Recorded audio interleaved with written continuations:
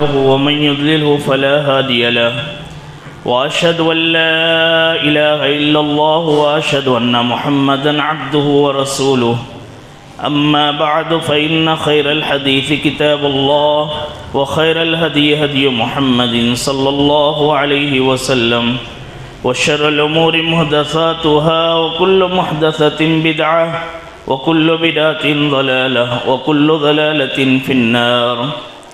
فأعوذ بالله السميع العليم من الشيطان الرجيم. بسم الله الرحمن الرحيم. قاف والقرآن المجيد بل عجبوا أن جاءهم منذر منهم فقال الكافرون هذا شيء عجيب أئذا متنا وكنا ترابا ذلك رجع بعيد قد علمنا ما تنقص الأرض منهم وعندنا كتاب حفيظ بل كذبوا بالحق لما جاءهم فهم في أمر مريج أفلم ينظروا إلى السماء فوقهم كيف بنيناها وزيناها وما لها من فروج والأرض مددناها وألقينا فيها رواسي وأنبتنا فيها من كل زوج بهيج تبصرة وذكرى لكل عبد منيب ونزلنا من السماء ماء مباركا فأنبتنا به جنات وحب الحصيد والنخل باسقات لها طلع نضيد رزقا للعباد وأحيينا به بلدة ميتا كذلك الخروج كذبت قبلهم قوم نوح وأصحاب الرس وثمود وعاد وفرعون وإخوان لوط وأصحاب الأيكة وقوم تبع كل كذب الرسل فحق وعيد أفعجينا بالخلق الأول بل هم في لبس من خلق جديد. قال الله تبارك وتعالى في كلامه المجيد أعوذ بالله من الشيطان الرجيم جنات عدن تجري من تحتها الأنهار خالدين فيها وذلك جزاء من تزكى.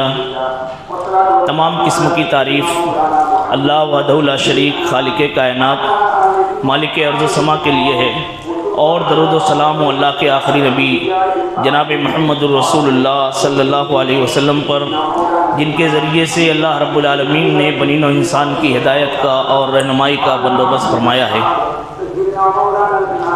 बिरादरान इस्लाम, मेरी माँ और बहनों, अल्लाह रब्बुल आलमीन ने हमें इस दुनिया के अंदर बेकार पैदा नहीं किया, बल्कि अल्लाह ने सिर्फ़ अपनी इबादत के लिए, अपनी बंदगी के लिए हमको पैदा किया है।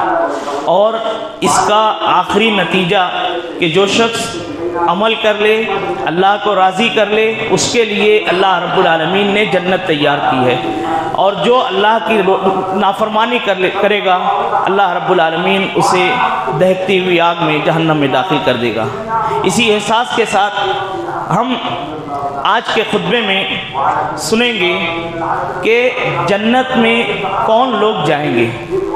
पिछले हफ्ते मैंने गोल्डन नगर में खुतबा दिया और एहसास के मौजू पर खुतबा दिया। उसके ज़िम्न में लास्ट में ये बात आई कि जन्नत में जाने वाले जो लोग होंगे उनके औसाफ क्या होंगे, कौन लोग जन्नत में जाएंगे। तो उसी का तज़किरा मैं यहाँ पे कर दूँ तो आपको वो खुतबा भी जो वहाँ पर बात हुई है उसको भी समझ में आ जाएगी। और इसमें हम जन्नत में जाने वाले कौन लोग हैं, किनको अल्लाह रब्बुल आलमीन जन्नत में दाखिल करेगा, ये भी हमारे सामने वाज़ेह हो जाएगा। इंसान को अल्लाह ने जब इसी मकसद के लिए, जन्नत में इंसान था, आदम और हव्वा को अल्लाह रब्बुल आलमीन ने जन्नत में रखा, उन्हें मना किया कि इस दरख्त के करीब मत जाना, और उनसे गलती सरजद हो गई, गुनाह हो गया। अल्लाह रब्बुल आलमीन ने इस दुनिया में उतार दिया, उन्होंने तौबा की, इस्तिग़फ़ार किया, अल्लाह ने माफ़ कर दिया, लेकिन कहा कि अब तुम्हारे लिए दुनिया में करार है, यहाँ पर तुम अल्लाह की फर्मा बरदारी करो तो दोबारा तुम्हें जन्नत में दाखिल कर दिया जाएगा। उसी जन्नत के लिए हम इस दुनिया के अंदर ज़िंदगी गुजार रहे हैं, उसी जन्नत के हुसूल के लिए हम अपने आमाल को अंजाम दे रहे हैं। अगर ये हमारा मकसद है तो इस मकसद को पूरा करने के लिए हमें किन चीज़ों की ज़रूरत है उसका ख्याल करना हमें ज़रूरी है। सबसे पहले हमें ये देखना है कि अल्लाह रब्बुल आलमीन ने हमें इस दुनिया के अंदर भेजा, उसके बाद अल्लाह रब्बुल आलमीन ने अंबियाए किराम का सिलसिला शुरू किया। ये अंबियाए किराम, इनकी आमद का मकसद क्या था? रब्बना वबअस फ़ीहिम रसूलन मिनहुम यतलू अलैहिम आयाती व युज़क्कीहिम व युअल्लिमुहुमुल किताब वल हिकमा। तो अंबिया कराम की बेअसत का मकसद ये था कि वो हमें दीन की तालीमात दें, अल्लाह की जानिब से लाए हुए पैगाम को हम तक पहुँचाएँ और हमारा तज़किया करें। जो गुनाह हमसे सरजद हो रहे हैं, जो गलतियाँ हमसे हो रही हैं, उनका एहसास हमें पैदा हो जाए और उस गुनाह को हम अपने से दूर करके अल्लाह रब्बुल आलमीन को राज़ी करने वाले अमाल को अंजाम दें। और कौन सी चीज़ है जिसकी बुनियाद पर आदमी से अगर गुनाह हो जाता है, ऐसा गुनाह हो जाता है जिसको कबीरा गुनाह शुमार किया जाता है, तो उससे निकलने का रास्ता क्या है, उससे खलासी का रास्ता क्या है कि हम दोबारा अल्लाह को राज़ी कर लें। ये सारी चीज़ें अंबिया कराम के इस सिलसिले में तज़किया के नाम पर मौजूद हैं और इसी के लिए अल्लाह ने अंबिया कराम को मबूस फरमाया कि लोगों का तज़किया करे, लोगों को पाको साफ करे शिर्क को, बिदअत से और खुराफात से। वो चीज़ जिसके लिए अल्लाह ने इस दुनिया में हमको पैदा किया है, तौहीद, अल्लाह को एक मानना, अल्लाह की बंदगी करना, उसमें जब ये अल्लाह की नाफरमानी आ गई, शिर्क आ गया, लोग अल्लाह को छोड़कर दूसरों को पूजने लग गए, तो अल्लाह ने अंबिया किराम को भेजा कि उन्हें सही रास्ता बताकर सही दीन पर लाएं और अल्लाह को जन्नत की जानिब उनको ले चलें। उसी की आखिरी कड़ी हमारे रसूल जनाब मोहम्मदुर रसूलुल्लाह सल्लल्लाहु अलैहि वसल्लम थे, जिनको अल्लाह रब्बुल आलमीन ने इस दुनिया के लिए, इस इंसानियत के लिए आखिरी रहबर और रहनुमा बनाकर मबूस फरमाया। हम देखेंगे जब जिस किताब को अल्लाह रब्बुल आलमीन ने हमारे नबी जनाब मोहम्मदुर रसूलुल्लाह सल्लल्लाहु अलैहि वसल्लम पर नाजिल किया है, उस किताब में आप देख जाइए थोड़ा सा की आयत है, उसके बाद अल्लाह ने जन्नत का तज़किरा किया है। कुछ बातें हैं जो अल्लाह की नाफरमानी की है, उसके नतीजे में क्या पेश आने वाला है, जन्नत और जहन्नम के तज़किरे को करके हमें डराया है कि देखो जन्नत के हुसूल के लिए ये जन्नत है, इसकी नेमत है, ये है, इसके अंदर तुम्हें ये चीज़ें, ये सहूलतें हैं, ये सारी चीज़ें हैं। और अगर तुम अल्लाह की नाफरमानी करते हो तो जहन्नम के ये अजाब हैं। तो कुरान बार बार हमें इस बात की तलकीन करता है। आइए सूरह ताहा की आयत करीमा, अल्लाह ने फरमाया जन्नातु अदनिन तजरी मिन तहतिहल अनहार, वो जन्नत जिसको अल्लाह ने तैयार किया है, जिसके नीचे से नहरें जारी है और जिसमें जो जाएगा वो हमेशा के लिए उसमें रहेगा। कौन लोग होंगे, यही हमारा मौजू है, वज़ालिका जज़ाउ मन तज़क्का। इस जन्नत में दाखिल होने वाले वो होंगे जिन्होंने अपना तज़किया किया है। क़द अफ़लह मन तज़क्का, कामयाब वो शख्स हो गया जिसने अपने नफ्स को पाको साफ कर लिया, अपने नफ्स की पाकीज़गी कर ली। तो इसमें सबसे पहली चीज़ जो आती है इंसान की अपने बदन की सफाई। आप देख जाइए कि जब अल्लाह रब्बुल आलमीन क़यामत के दिन इंतखाब करेगा तो उसमें 5 औसाफ का होना ज़रूरी है। उन 5 औसाफ के हामिलीन को अल्लाह जन्नत में दाखिल करेगा। अब हमें ये सोचना है कि क्या वो 5 वस्फ़ हमारे अंदर पाया जाता है या नहीं। मेरे भाइयों, मेरी माँ और बहनों, सबके लिए ये चीज़ें हैं। हकीकत में ये हमारे दिल के अंदर एहसास पैदा हो जाए कि कल क़यामत के दिन हमें अल्लाह रब्बुल आलमीन के सामने खड़ा होना है। अल्लाह इरशाद फरमाता है कि फ़वरब्बिका लनसअलन्नहुम अजमईन अम्मा कानू यामलून। अल्लाह क़यामत के दिन तमाम लोगों को जमा करेगा और हर एक से अल्लाह रब्बुल आलमीन सवाल करेगा कि वो क्या करते रहे। अल्लाह ने इतनी ज़िंदगी की इतना मौका दिया, अल्लज़ी खलक़ल मौत वल हयात लियब्लुवकुम अय्युकुम अहसनु अमला। अल्लाह ने तुम्हें दुनिया में भेजा था, तुम्हें मौत और ज़िंदगी को अल्लाह ने इसलिए पैदा किया, ज़िंदगी इसलिए दी कि तुम अमल करो, मौत आएगी ताकि उस अमल का तुम्हें बदला दिया जाए। तो तुमने क्या अमल किया, अल्लाह क़यामत के दिन हमसे पूछने वाला है। और ये जिम्मेदारियाँ कई तरीके की होती हैं। एक तो हमारी ये जिम्मेदारी अपने रब के लिए है, दूसरी जिम्मेदारी जिस मुआशरे में अल्लाह रब्बुल आलमीन ने हमको रखा है उस मुआशरे की जिम्मेदारियां हैं। हुकूकुल्लाह और हुकूकुल इबाद दोनों में अल्लाह रब्बुल आलमीन आजमाइश करेगा। हुकूकुल्लाह को अगर उसमें कोताहियाँ हैं तो अल्लाह रब्बुल आलमीन अपने फजलो करम से उसको माफ़ कर देगा, लेकिन हुकूकुल इबाद को माफ़ करने के लिए अल्लाह ने सूरतें पैदा की हैं। मेरे भाइयों, सबसे पहले बदन की पाकीज़गी और साफ सफाई। एक बंदा जब इस्लाम को कबूल करता है तो उसे गुस्ल करना है, उसके बाद आकर वो कलमा पढ़ता है, अपने बदन की सफाई करता है। नमाज जैसी अहम इबादत जिसमें बंदा अल्लाह रब्बुल आलमीन के इंतहाई करीब होता है, एक ऐसा अमल इसमें सजदे की हालत में बंदा अल्लाह रब्बुल आलमीन से इंतहाई करीब हो जाता है। अब इस अमल को भी आप देख जाइए। ये मुस्तकिल एक उन्वान है कि नमाज की पूरी हैत जब हम नमाज को अदा करते हैं तो किस तरीके से हम अल्लाह रब्बुल आलमीन के सामने हाजिर होते हैं, कैसे अल्लाह रब्बुल आलमीन हमारी जानिब मुतवज्जो होता है। हम जब नमाज के शुरू करते हैं मेरे भाइयों, मेरी माँ और बहनों, तो बदन की सफाई नमाज के लिए ज़रूरी करार दिया गया कि इंसान वज़ू करे, अपने आज़ा की सफाई। और वज़ू आप देखेंगे कि वो चीज़ें जहाँ गंदगी हवा खारिज हो जाए, अल्लाह के नबी सल्लल्लाहु अलैहि वसल्लम ने कहा कि आदमी वज़ू कर ले। बज़ाहिर ऐसा मालूम होता है कि ये कैसा हुक्म दिया गया, लेकिन एक तहारत का एक तसव्वुर जो हमारे दिलों के अंदर पैदा किया जाता है, और अल्लाह रब्बुल आलमीन जो पाकीज़ा है और पाकीज़गी को पसंद करता है, ये एहसास जो हमारे दिलों के अंदर पैदा किया जाता है अल्लाह के हुक्म के ज़रिए से। तो बदन की सफाई इंतहाई ज़रूरी है। अल्लाह के नबी सल्लल्लाहु अलैहि वसल्लम ने फरमाया कि मन तवद्दा फ़अहसनल वुज़ूअ सुम्मा क़ाल मन तवज़्ज़अ मिस्लल वुज़ूइ, यानी अल्लाह के नबी सल्लल्लाहु अलैहि वसल्लम ने कहा कि जिसने अच्छी तरीके से वज़ू किया, या मैंने जैसे वज़ू किया है वैसा वज़ू किया, फिर मस्जिद के पास तरफ आया और 2 रकात नमाज करी, फिर बैठा, यहाँ तक कि वो नमाज का इंतज़ार करता रहा, तो अल्लाह रब्बुल आलमीन उसके अगले पिछले गुनाह माफ़ कर देता है। ये अल्लाह की जानिब से रहमत है इस पाकी की और इस बदन की सफाई की। मेरे भाइयों, उसके बाद अमल आता है, मौका आता है उस चीज़ का कि आदमी अपने अकीदे की इस्लाह करे। कलमा पढ़, बदन की सफाई के बाद आदमी कलमा पढ़ता है। कलमा हकीकत में क्या है? ला इलाहा, पहले सारे वो बुत, सारे वो चीज़ें जिनको हमने अल्लाह को छोड़कर महबूब बनाया, हम में से बहुत से लोगों ने बहुत महबूब कर लिया है, सबकी नफ़ी करना, उसमें मादी चीज़ें भी आ गई, और अकीदे के ताल्लुक़ से जो गुमराहियाँ पाई जाती हैं, अल्लाह को छोड़कर दूसरों के से नज़रो नियाज करना, दूसरों से मांगना, दूसरों के सामने ज़मीनों को झुकाना, दूसरों से फरियाद करना, सारी चीज़ें सबकी नफ़ी कर दी जाए। ला इलाहा, कोई माबूद नहीं है सिवाय अल्लाह के।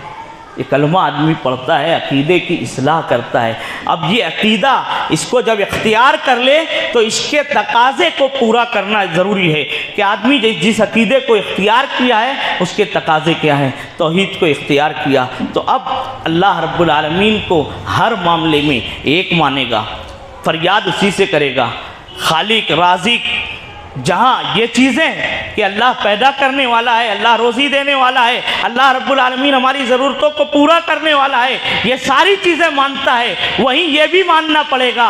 और ये अक्ल भी कहती है, माहौल भी कहता है कि जब अल्लाह को ये मान लिया कि अल्लाह मुझको पैदा करने वाला है, मुझको रोज़ी देने वाला है, मेरी ज़रूरतों को पूरा करने वाला है, और ये ज़रूरतें कैसी कैसी हैं, अल्लाह किस तरीके से पूरा करता है, इस पर आप गौर करते जाइए। अल्लाह ने मिसालें दी हैं कुरान के अंदर, अल्लाह के नबी सल्लल्लाहु अलैहि वसल्लम ने हदीस के अंदर मिसालें देकर ये समझाया गया है कि तौहीद अल्लाह रब्बुल आलमीन की कितनी नेमतें हैं, कितनी नेमतें हम अपनी आंखों से देख रहे हैं, कितनी नेमतें हमारे जिस्म के अंदर है जिसको हम महसूस नहीं कर सकते। वो नेमत मैं बताऊं कि एक आदमी, उसको बीमारी होती है, उसका सर दर्द कर रहा है, डॉक्टर के पास जाता है और डॉक्टर से वो दवा लेता है, उस डॉक्टर गोली देता है, आदमी देखता है कि ये गोली सफ़ेद है, ये गोली से क्या असर होगा, मुझको सर में दर्द है, ये गोली को क्या मालूम कि मेरे सर में दर्द है, ये सर का दर्द अच्छा करेगी। दवा कहाँ तक कारगर होती है इसका अंदाज़ा आप लगाइए कि ये दवा मेरे सर के दर्द को अच्छा करेगी। माहिरीन ने लिखा है, आप देखिए कि जिस्म के अंदर जो खलियात पाए जाते हैं, जितने बारीक बारीक नसें खलियात को अल्लाह रब्बुल आलमीन ने बनाया है, एक एक खलिये की ज़रूरतें, उसके प्रोटीन अलग हैं, और ये गोलियां उसी तर्ज पर तैयार, उस पर रिसर्च करके उसी तरीके से तैयार की जाती हैं। अब जहाँ जिस्म के जिस हिस्से में जिस प्रोटीन की और जिस चीज़ की कमी होगी, ये गोली हम खाएंगे, अब इसके इस असर को पहुंचाने वाली ज़ात अल्लाह रब्बुल आलमीन की ज़ात है। ये रब है, ये अल्लाह है, इसको पहचानो। ला इलाहा इल्लल्लाह का तकाजा है कि आदमी अल्लाह को इस तरीके से पहचान ले। गौर करते जाइए, मैंने कई मरतबा मिसाल दी कि आदमी के एक एक अज़्व जिसके बारे में कान है, कान खराब हो जाता है, डॉक्टर स्पेशलिस्ट है कान का इलाज करने वाला, उस पर उसने रिसर्च किया है, कई सालों तक उसने उसी को पढ़ा है, उसके बावजूद एक वक्त तो ऐसा आता है वो कहता है कि इस कान का इलाज नहीं किया जा सकता। कौन सी चीज़ अल्लाह रब्बुल आलमीन ने उस कान से निकाली? कौन सा रास्ता है जो अल्लाह रब्बुल आलमीन ने बंद कर दिया कि डॉक्टर यहाँ मजबूर हो गया कि अब उसको नहीं कर सकता, ये दुनिया के अंदर उसका इलाज नहीं है। ये अल्लाह की कुदरत है। तो अल्लाह को पहचान लेना, कलमा पढ़ लेना, अकीदे की इस्लाह कर लेना। अब इस अकीदे के साथ साथ अमल ज़रूरी है। सिर्फ कलमे ला इलाहा इल्लल्लाह पढ़ लेना, ज़बान से इकरार कर लेना, दिल से इकरार कर लेना नहीं, अब उसकी जानिब मायल होना, अमल को अंजाम देना, ये ज़रूरी है। इसीलिए अल्लाह के नबी सल्लल्लाहु अलैहि वसल्लम ने बयान फरमाया कि मन तरक सलात मकतूबत मुतअम्मिदन फ़क़द कफ़र। सबसे पहला मरहला आता है तौहीद के इकरार के बाद, सबसे पहला मरहला आता है कि आदमी इस नमाज की पाबंदी करे। नमाज पढ़ता है, नमाज की पाबंदी करता है, मुसलमान है। साहबे किराम, एक हदीस पढ़ने में आई, इसमें साहबे किराम कहते हैं कि हम हमारे दरमियान उसी शख्स को काफिर शुमार करते थे जो नमाज छोड़ देता था। कुफ्र, अब इसमें इल्लत बयान की जाए कि ये कुफ्र वो कुफ्र नहीं है, ऐसा है वैसा। आज अल्लाह के नबी सल्लल्लाहु अलैहि वसल्लम के सहाबे कराम कितना संगीन जुर्म समझते थे, हम ये देखें कि नमाज को छोड़ देना उनके नज़दीक कितना संगीन जुर्म। अब इसी में अमल में रोज़ा, हज और ये सारी चीज़ें जैसे जैसे हमारे ऊपर जिस अंदाज में फ़र्ज़ हो रही हैं, वो चीज़ें अकीदे के साथ ज़रूरी होती हैं। अकीदा आदमी जब इख्तियार कर लेता है तो अब उसके साथ जितने आमाल जुड़े हुए हैं, नमाज है, रोज़ा है, हज है, ज़कात है, इसके आमाल को कैसे अंजाम दिया जाए, उसके बारे में नबी की तालीमात क्या है, वो सारी चीज़ें सीखना, उसको अदा करना, ये हमारे लिए ज़रूरी हो जाता है। दूसरी चीज़ ये थी कि आदमी अकीदे की इस्लाह कर ले। अब आदमी अपने बारे में फ़िक्रमंद हो। अकीदे की इस्लाह ये कॉमन बात हो गई कि एक मुसलमान के लिए, मुसलमान माशरे में दाखिल होने के लिए उसके अकीदे की इस्लाह ज़रूरी है। आदमी अपने तौर पर अपने आप को, वो अपने आप को मुसलमान कहता है तो मुआशरे के अंदर सिर्फ वो लफ्ज़ी मुसलमान है, सिर्फ वो अपने नाम का मुसलमान है कि उसका नाम मुसलमान रख दिया गया है और उसकी बुनियाद पर लोग उसको पहचान रहे हैं, नहीं। अगर उसके अंदर अकीदे की खामी पाई जाती है तो वो उसकी इस्लाह करेगा। मालूम होने के बाद भी अगर कोई उसकी इस्लाह नहीं करता है, अपने अकीदे को तब्दील नहीं करता है, तो हकीकत में वो अपने ऊपर जुल्म कर रहा है। अल्लाह रब्बुल आलमीन उससे क़यामत के दिन उसके बारे में सवाल करेगा कि तुझे मालूम हो गया था, जितना मालूम था उस पर कितना अमल किया, ये सवाल होगा। तूने कितना इल्म हासिल किया, ये नहीं पूछा जाएगा। कितना बड़ा अल्लामा था, कितना बड़ा आलिम था, ये नहीं पूछा जाएगा। पूछा ये जाएगा कि इल्म जितना हासिल किया उसके मुताबिक कितना अमल किया, ये सवाल होगा क़यामत के दिन। जो 5 सवालात किए जाएंगे उसमें ये सवाल होगा। तो आदमी अकीदे की इस्लाह और दुरुस्ती करे, उसको मालूम हो जाए। तो इसी तरीके से बिदात और शिरकियात के कामों से बचना उसके लिए ज़रूरी है। अगर वो माशरे को ये देख कर के अरे माशरे में ये चलता है, उसको नज़रअंदाज करता है, रुगर्दानी करता है, ये भी उसके लिए जुर्म होगा। तीसरी चीज़ हुस्न अखलाक, माशरे में लोगों के साथ बेहतर तरीके से पेश आना, ये उसके लिए ज़रूरी है। तो इंसान का अपने आप को सुधारना, अपने किरदार में, अपने किरदार के ज़रिए से इस्लाम की तबलीग करना, ये अल्लाह रब्बुल आलमीन को मतलूब है। उसके बाद है कि हमारी अपने बारे में सोच क्या होनी चाहिए, आदमी की सोच क्या होनी चाहिए। हर शख्स अपने आमाल का जायज़ा लेकर, उसके नमाज में कोताही हो रही है, अमल कर रहा है, दीन के मुताबिक वो चल रहा है, लेकिन उससे जो कोताहियाँ हो रही हैं उसको वो नज़रअंदाज ना करे। अपने आप की इस्लाह ज़रूरी है। इसी तरीके से अपनी इस्लाह के साथ साथ कुल्लुकुम राइन व कुल्लुकुम मसऊलुन अन रइयतिही, हर शख्स जिम्मेदार है, उसकी जिम्मेदारी के बारे में पूछा जाएगा। तो जितनी उसकी जिम्मेदारी है, जिनकी बुनियाद पर उसे कल क़यामत के दिन अल्लाह रब्बुल आलमीन की बारगाह में पकड़ा जाएगा, उस पर भी उसके लिए ज़रूरी है कि वो निगाह रखे। एक शख्स अल इमाम राइन अन रइयतिही वो हुआ मसऊलन अन रइयतिही, कि इमाम अपने रइयत का ज़िम्मेदार है और उससे उसके बारे में पूछा जाएगा। अब इसमें सारे लोग आ गए, एक आदमी कारपोरेटर बन जाए, एक आदमी जो अमीर बन जाए, एक आदमी बादशाह बन जाए, वज़ीर आज़म बन जाए, हर एक से उसकी ज़िम्मेदारी के बारे में पूछा जाएगा। अल्लाह के नबी सल्लल्लाहु अलैहि वसल्लम इस मामले में कितने हसास थे। सहाबे कराम के दिलों में इस मामले में कितना एहसास था। हज़रत उमर बिन खत्ताब रज़ी अल्लाह तआला अन्हु के बारे में हज़रत उस्मान बिन अफ़्फ़ान रज़ी अल्लाह तआला अन्हु कहते हैं कि एक मरतबा अवालिम आलिया के मुकाम से एक शख्स 2 ऊँटों के साथ आ रहा था। धूप की तमाज़त इतनी थी कि चेहरा खोलना मुश्किल था, लेकिन वो शख्स उन ऊँटों को हाँकते हुए आ रहा है। मैंने अपने गुलाम से कहा कि देखो कौन है। फिर मैंने देखा कि अरे ये तो हज़रत उमर बिन खत्ताब रज़ी अल्लाह तआला अन्हु हैं।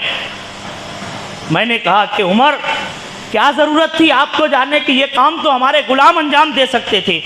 उमर बिन खत्ताब रज़ी अल्लाह तआला अन्हु मशहूर हैं कि आपने जिस तरीके से अपनी इस जिम्मेदारी को निभाया है, जिस तरीके से अपनी इस जिम्मेदारी को पूरा किया है, तारीख़ में उसकी मिसाल नहीं मिलती। हज़रत उमर बिन खत्ताब रज़ी अल्लाह तआला अन्हु ने से पूछते हैं कि उमर, ये काम तो हमारे गुलाम भी कर सकते थे। तो कहा कि अल्लाह क़यामत के दिन मुझसे पूछेगा, ये सदक़े के ऊँट हैं, बैतुल माल का सामान है, अगर ये गुम हो जाए, कहीं चला जाए, तो कल क़यामत के दिन अल्लाह रब्बुल आलमीन मुझसे सवाल करेगा। इसलिए मैं इनको तलाश करने के लिए निकल गया।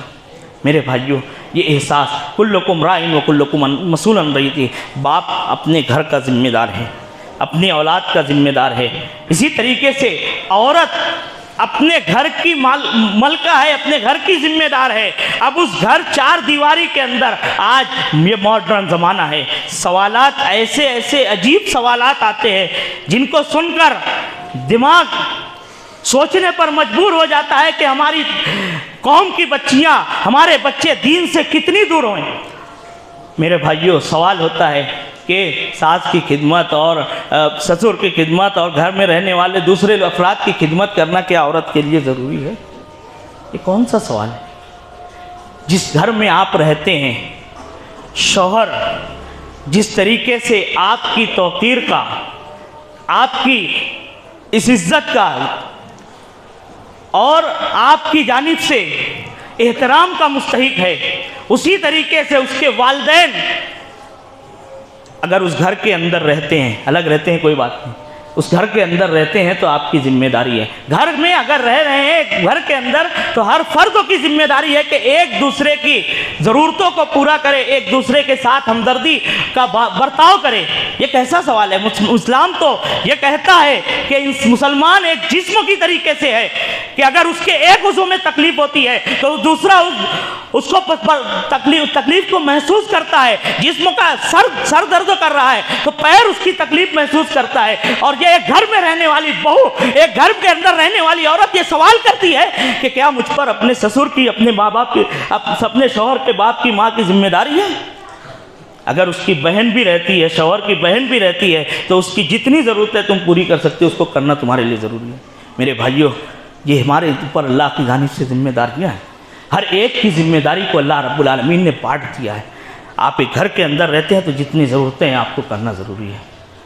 कोई किसी पर जुल्म नहीं करेगा, जुल्म से मना किया गया है, लेकिन जहाँ तक जिम्मेदारी का सवाल है तो उस जिम्मेदारी को पूरा करना है। आप जितनी इस हदीस पर गौर करते जाइए, अल्लाह के नबी सल्लल्लाहु अलैहि वसल्लम ने किस तरीके से एक एक की जिम्मेदारी को बताया। तो आदमी को अपने बारे में फ़िक्रमंद होना चाहिए कि अगर औलाद की सही तरबियत नहीं करता, कल क़यामत के दिन अल्लाह की बारगाह में औलाद दावा दायर कर दे तो तुम्हारा कदम हिलाना मुश्किल हो जाए। मेरे भाइयों, आज इस माशरे में मोबाइल का ज़माना है, कितना ज़रूरी है और कितना अहम है और कितने नुकसानात हैं, हम और आप बारहा इसके बारे में सुनते रहते हैं। अब यहाँ हमारी जो जिम्मेदारी बनती है वो ये कि जितनी ज़रूरत है उतना हम उन्हें इस्तेमाल करने के लिए दें, लेकिन अपनी निगरानी रखें। क्यों? एक तो अगर उसमें वो गलत इस्तेमाल करता है तो उखरवी नुकसान है, छोटा बच्चा है, अभी हमारी किफ़ालत में है, वो मुकल्लफ नहीं हुआ है, वो गुनाह कर रहा है तो हमसे उसके बारे में पूछा जाएगा। जब वो बड़ा हो गया उसके बाद आपने उसको समझाया है, उसकी तरबियत की है और उसको दीन की तालीमात से आरास्ता किया है, सही गलत तो वो समझता है, उसके बाद अगर उससे गुनाह होता है तो आप से सवाल नहीं होगा। लेकिन आपने उसकी अगर इस ज़रूरत को पूरा नहीं किया है, उसकी दीनी तालीमात की ज़रूरत को पूरा नहीं किया है, उसको एहसास नहीं दिलाया है कि शरीयत क्या कहती है, शरीयत मुताहरा के बारे में तालीम नहीं दी है, तो कल क़यामत के दिन अल्लाह रब्बुल आलमीन आपसे पूछेगा। तो इस ज़िम्मेदारी को समझने की ज़रूरत है। आखिरी चीज़ ये है कि आदमी की दूसरों के बारे में क्या सोच होनी चाहिए। ये ऐसी चीज़ है कि क़यामत के दिन आदमी आएगा, उसके पास नेकियां होंगी, नमाज होगी, रोज़ा होगा, हज होगा, ज़कात होगी और भी बहुत सी नेकियां होंगी, लेकिन कद शतम हादा व अकल माल हादा। मशहूर हदीस है, अल्लाह के नबी सल्लल्लाहु अलैहि वसल्लम ने पूछा था कि मुफलिस कौन? तो लोगों ने कहा था मल्ला दिरहम वाला दिनार, जिसके पास दिरहम दिनार ना हो, जिसके पास मालो मता ना हो। तो अल्लाह के नबी सल्लल्लाहु अलैहि वसल्लम ने फरमाया कि मैं इस मुफलिस की बात नहीं कर रहा हूँ, मैं तो उस मुफलिस की बात कर रहा हूँ जो क़यामत के दिन आएगा और उसने नेकियां बहुत की होंगी। अब ज़रा एक जुमले पर गौर कीजिए कि अल्लाह के नबी सल्लल्लाहु अलैहि वसल्लम कह रहे हैं कि वो नमाज, रोज़ा, हज, ज़कात लेकर आएगा और ये ऐसा अमल उसका होगा जो इखलास पर मबनी होगा, तब तो वहाँ कबूल हो कि वो नेकियां दूसरों को दी जाएगी। अगर उसका ये अमल अल्लाह के यहाँ मकबूल ना हो तो पहले ही ज़ाय हो जाएगा। कितनी बड़ी बात अल्लाह के नबी सल्लल्लाहु अलैहि वसल्लम ने बयान। मेरे भाइयों, ये नेकियां चली जाएंगी अगर हमने इस हुकूकुल इबाद को का ख्याल नहीं किया है, तो लोगों के साथ जुल्म किया है।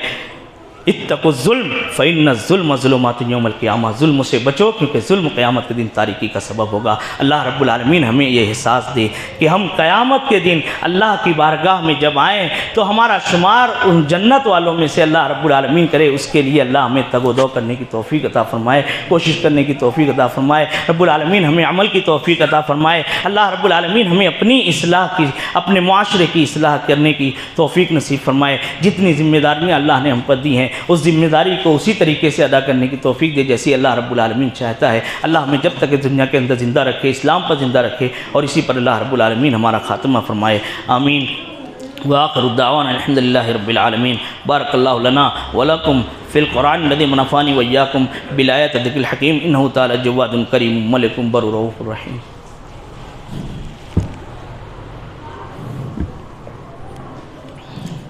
अल्हम्दुलिल्लाह नहमदुहु व नस्तईनुहु व नस्तगफिरुहु व नु'मिनु बिही व नतवक्कलु अलैहि व नऊज़ु बिल्लाहि मिन शुरूरि अनफुसिना व मिन सय्यिआति अमालिना मन यहदिहिल्लाहु फला मुज़िल्ल लहु व मन युद्लिलहु फला हादिय लहु व अशहदु अन ला इलाहा इल्लल्लाह व अशहदु अन्न मुहम्मदन अब्दुहु व रसूलुहु। अम्मा बअद फ़इन्न खैरल हदीसी किताबुल्लाह व खैरल हदी हदी मुहम्मदिन सल्लल्लाहु अलैहि वसल्लम व शर्रुल उमूरि मुहदसातुहा व कुल्लु मुहदसतिन बिदअह व कुल्लु बिदअतिन दलाला कुल्लु दलालतिन फिन्नार। फ़अऊज़ु बिल्लाहि समील अलीम मिनश शैतानिर रजीम। इन्नल्लाह व मलाइकतहु युसल्लूना अलन नबी या अय्युहल्लज़ीना आमनू सल्लु अलैहि व सल्लिमू तस्लीमा।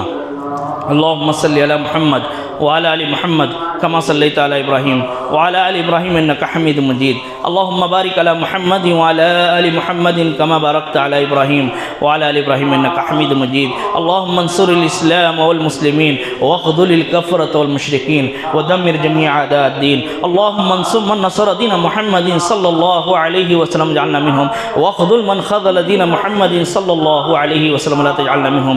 इबादल्लाह रहिमनी व रहिमकुमुल्लाह, इन्नल्लाह यअमुरु बिल अद्ल वल इहसान व इताइ ज़िल क़ुरबा व यनहा अनिल फ़हशाइ वल मुनकर वल बग़yi यइज़ुकुम लअल्लकुम तज़क्करून। उज़्कुरुल्लाह यज़्कुरकुम वदऊहु यस्तजिब लकुम व लज़िक्रुल्लाहि तआला अला व अजल व अतम व अकबर वल्लाहु यअलमु मा तस्नऊन।